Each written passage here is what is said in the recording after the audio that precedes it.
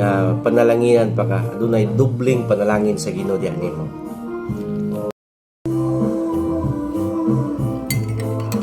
Mayong buntag sa tanan.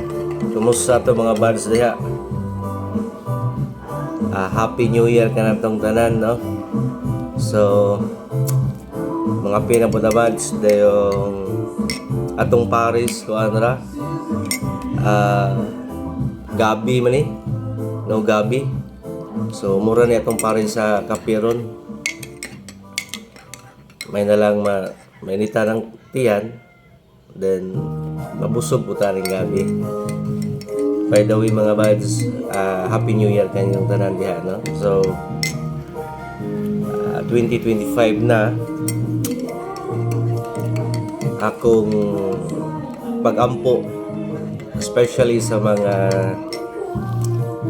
followers, new followers, mga friends na ako dito sa Facebook, sa akong family, sa akong mga ka-churchmate, sa tanang mga tao na nagmahal nako, sa akong family, sa akong mga anak, sa akong asawa.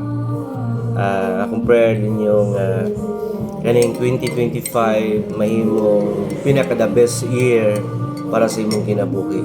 So matod pa sa Ginoo, there is no impossible with Him. So buds, kung naman kay saligan kini nga tuig, saligi ra gid si Lord.